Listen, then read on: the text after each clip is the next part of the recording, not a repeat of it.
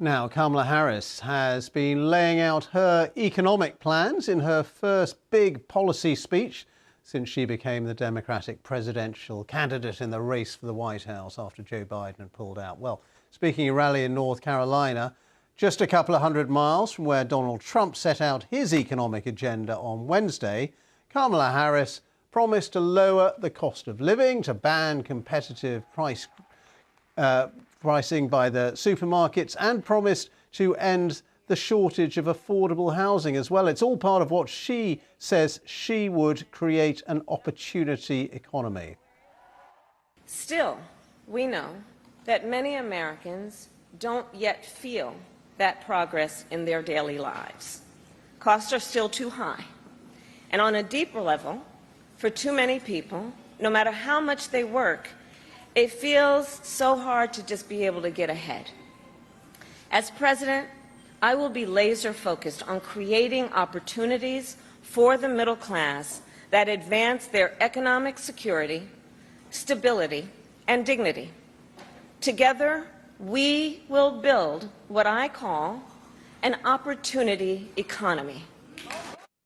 Well, let's analyse that speech a bit with our North America correspondent, Nomia Iqbal, who joins us once again from Washington. Nomia, what was your assessment? This was her, as I say, her first big policy speech since she got the nomination, and very much about the economy, very much actually about inflation, which has been considered to be one of her vulnerabilities.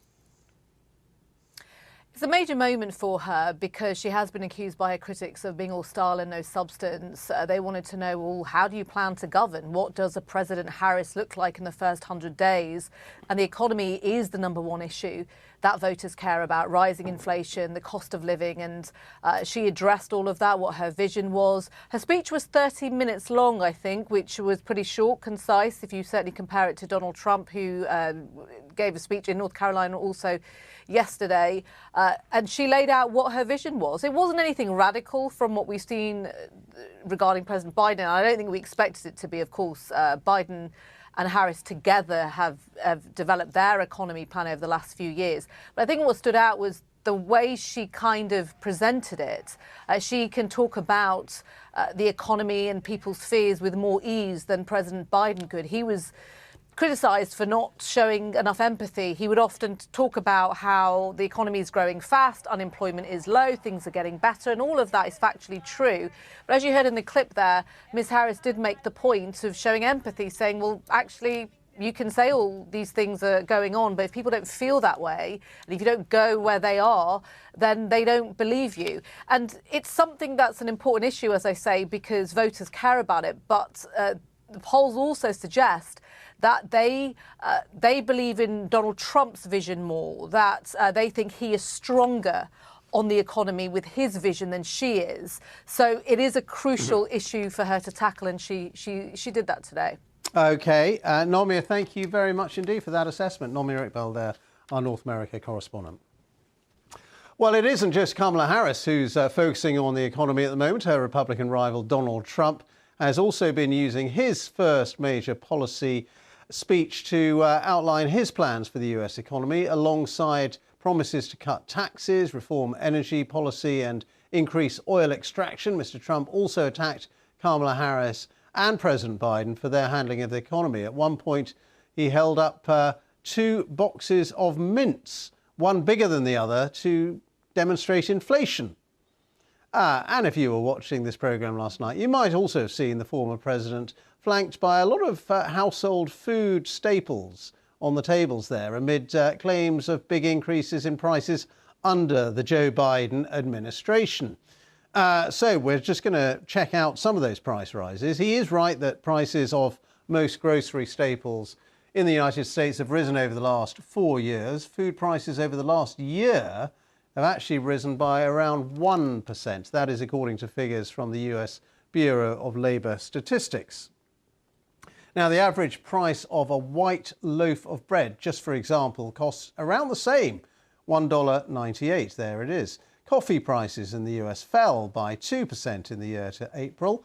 But one item where Donald Trump was bang on, egg prices. They are up around 46% over the last year.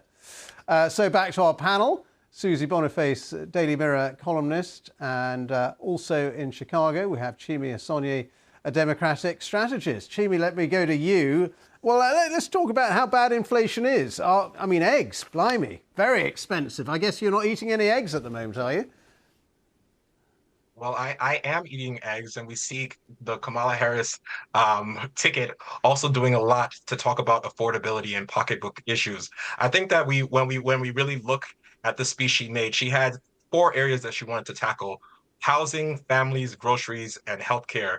With things like housing, you saw tax incentives to build starter homes, trying to extend child 25,000 to start for first-time home buyers. We thought was really amazing, trying to crack down on things like lending prices and rent prices for families, expansion of the child tax credit, which really started during the COVID activities at Biden, and it had expired.